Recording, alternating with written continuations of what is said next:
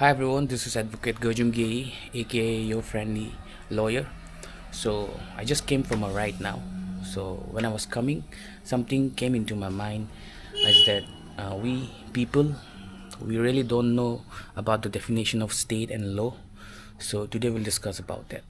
Hi everyone. So today we'll discuss about the definition of a state and the definition of a law. So if you look at the part 3 of our constitution, it starts from Article 12, and Article 12 tells us about the definition of a state. So definition of a state includes number one, आपका government of India and Parliament of India. Number two is government of state and legislature of a state. Number three is local authorities, and number four is other authorities. So the first one, which is government of India and Parliament of India. So what are included in that? So let's talk about it. So government of India and Parliament of India includes, both the executive and the legislature of the union, the parliament of the union, which includes Rajya Sabha and Lok Sabha, Lok Sabha and Rajya Sabha, and all the government department of the union, and etc etc. The second one, which is government of a state and legislature of a state, includes your executive and legislature of all the states of India, and then the legislature of all the states of India, and all the government authorities of a state, and etc etc. So number three is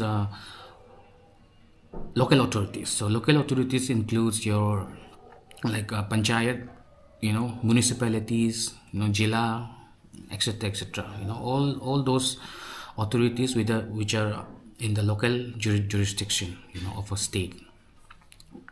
And then the third one, which is other authorities.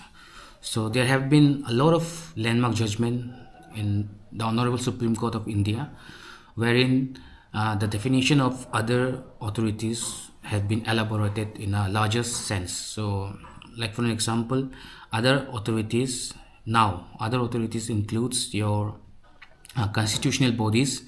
So constitutional bodies means those bodies which came from the Constitution of India. Like for an example, the Finance Commission of India, the Election Commission of India. Those are constitutional bodies, and those are the part of those comes under the definition of a state. The second one is in other authorities. The second thing that comes under it is statutory bodies. So what's included in statutory bodies are every organization, everything that came from any particular act or law, any particular statute or law, those are included under statutory bodies. And the third one is agency and instrumentality of government. So this basically means anything that is funded by the government, controlled by the government, and then does functions of public importance, has a monopoly status, is linked to a government department. All those also comes under the definition of other authorities, and hence comes under the definition of a state. So now the definition of state has been elaborated. So now the new definition of state includes government of India plus Parliament of India. The second one is government of a state plus the legislature of a state. Number three is your local authorities, and number four is your other authorities, which includes constitutional bodies plus statutory bodies, and the second one is agency and instrumentality of a government. So now, thus a question that should come into your mind is, since executive and legislature comes under the definition of a state, does judiciary comes under the definition of a state? And the answer is no. Judiciary doesn't comes under the definition of a state. See, judiciary have two functions. The first one is administrative function, and the second one is judiciary function. Okay, so if you talk about administrative function, then yeah, it may come under the definition of a state. But if in case of judiciary function, it doesn't come under the definition of a state. So in a broader sense, so basically what you have to know is judiciary doesn't come under the definition of a state. So now moving forward, So that was the first topic that I wanted to talk with you all.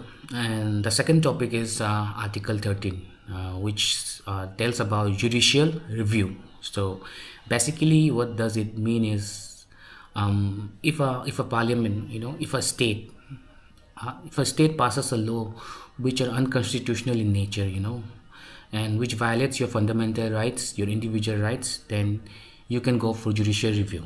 So basically, Article 13 talks about it.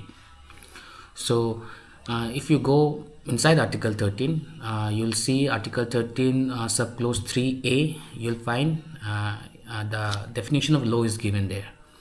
So what are included under the definition of law? So let's talk about it. So law includes, all the ordinances, all the order, all the bylaws, all the rules, all the regulations, all the notifications, all the customs and uses under the territory of India. So those are all included under the definition of law. So basically, why it is important to know about Article 12 and 13 is that if any state, if a state passes a law which violates your individual right, then you can go to the court. Okay, so you can go for judicial review. So under Article 32 of the Constitution, you can go to the Honorable Supreme Court. You can file a writ petition there, or under Article 2 to 6 of the Constitution, you can go to the Honorable High Court and file your writ petition. So this is a small video that I wanted to make for you all, because law is such that it is the most important thing for us to know about in today's world, because there are a lot of people out there they really don't know about the basic laws of our country, India. So this video, what I want to do is basically talk about some important laws of our country, so that people like you and me, we know about it. It doesn't matter if you're from a legal background or not, but these laws are so fundamental in nature that I believe every one of us should know about it. And that's all for today, and